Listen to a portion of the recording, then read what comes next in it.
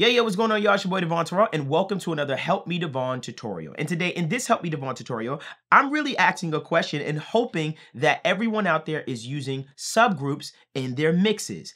Why is this important? Why is this powerful? Or if you are using it, I'm going to show you some ways to even take it a step further, to get full control of your mix, to do some really cool things that I think you guys may be missing out on when it comes to subgroup mixing and using subgroups to control your entire session.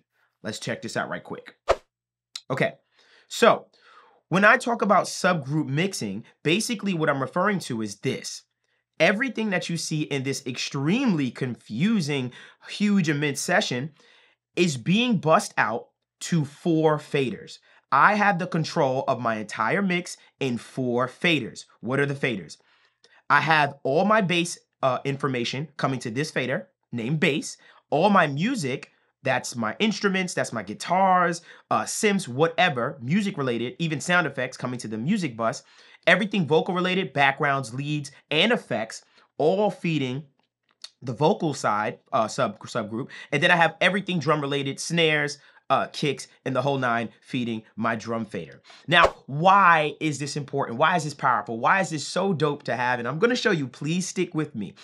Long story short, instead of controlling the individual assets of my entire mix, the kick, the snare, and all those types of things, when I sit back and I finally, quote unquote, finish mixing, sometimes you may feel like, I need a little bit more of my drums in there, or I need to actually, I feel like the vocals aren't loud enough, or when a client tells you something like, yo, the vocals are too low, can you turn it up? Instead of going through all of those sides, as far as all those auxes and tracks, to turn up all your vocals, now you've taken all of those vocals, put them to one fader, and you just can turn it up right there.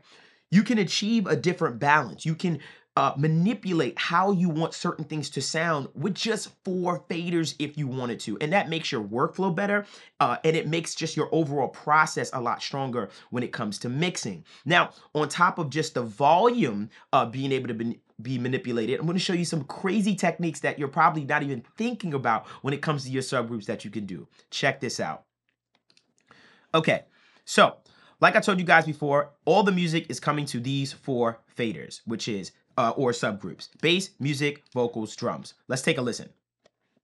Okay, know you like to break up my past when you making decisions. Remember when we started this? No, please don't let it finish. We really think it's better. Okay, so you see all of those sounds, everything is coming to these 4 faders. Meaning, if I decide to mute one, everything from that particular subgroup is going to be gone. So let's say the drums, for instance.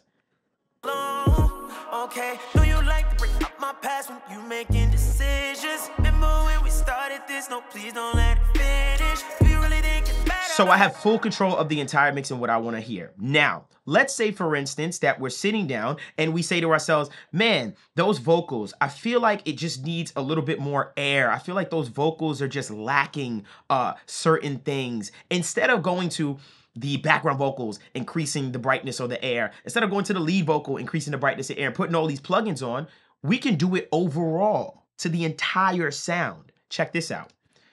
What I'm going to do is I'm going to come over to the vocals. I'm going to open up an EQ. And yes, what you're looking at is the HMD Rosetta EQ. No, it is not out yet. But maybe by the time, maybe while you're watching this video, maybe it is. Check the link in the description below. But if it isn't out yet, coming soon. This is an HMD plugin, whatever. I'm not ready to talk about it. Okay, so say for instance, we want to increase the overall air of the vocals. So I put the Rosetta EQ right here, HMD Rosetta EQ right on the vocals. Let's increase the air or the brightness of the entire vocal sound. Okay, know you like to break up my past when you making decisions. Remember when we started this? No, please don't let it finish. We really think it's better out there. So I know you hear that clarity, it just kind of like, whoa, kind of just opened up and you're like, whoa, everything in that section. It felt like we even got more separation from the actual instrumentation and things like that with just increasing the air on the overall sound of the actual vocal stem. Granted, that's just increasing the brightness just in case air is confusing you. It shouldn't, but it's adding that air. Let's bypass this back and forth and get an idea of what it sounds like without it now. So without first.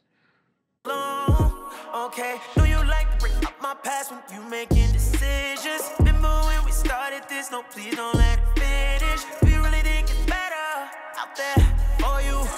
So it makes a difference, and that was easy. That was one plugin, turned up the air, and called it a day. I'm gonna show you some more techniques and tricks that you could do within this. So of course, on top of just adding actual EQs as far as that's concerned, besides being able to just manipulate the volumes is what I was trying to say, as far as being able just to turn your music down or your vocals down and things of that nature, you can also do things like looking at your drums and saying to yourself, the drums are great, but I feel like I'm missing some characteristics. I want a little bit more tube saturation on my drum. I want to make my drums overall sound warmer, not just my kick, not just my snare, but really a cohesive sound to my drums. I want to get more of a cohesive sound with my drums. Let's do that. With the power of subgroups, we have that ability. So now I'm going to come over here and I'm going to add a tube saturation plugin, which I love. This is from Waves. This is the Magma tubes. I'll leave a link in the description for it. And let's just add some harmonic saturation or tube saturation to the entire drum sound. Check this out.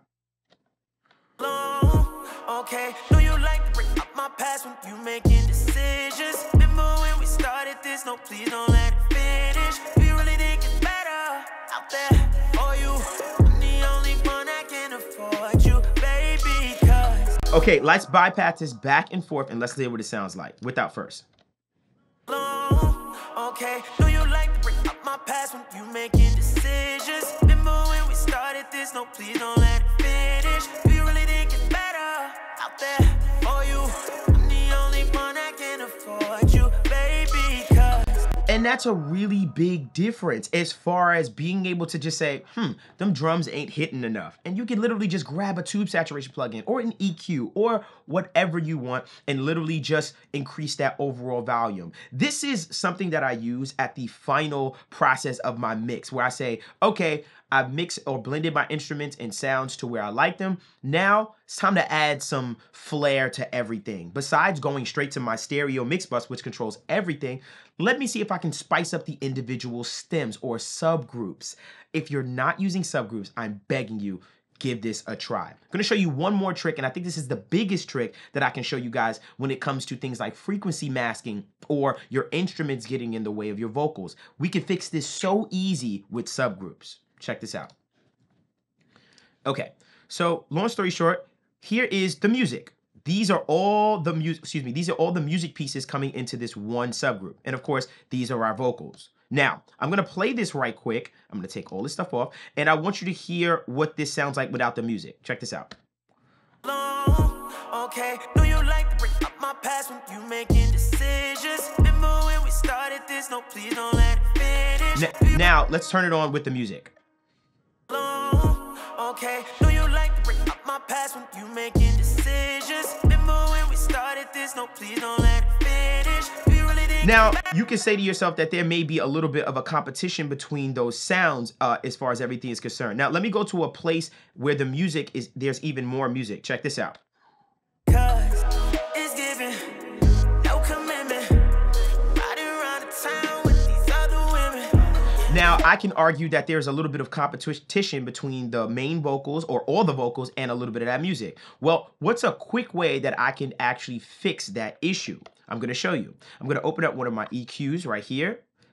And what I'm going to do is I'm going to do a huge takeout. I'm going to sweep out and find what, when I take it out, does the vocal seem to stand on its own or feel like, oh, I don't feel much competition from? Check this out. Let's find that range. Cause it's giving no commitment. Riding around the town with these other women.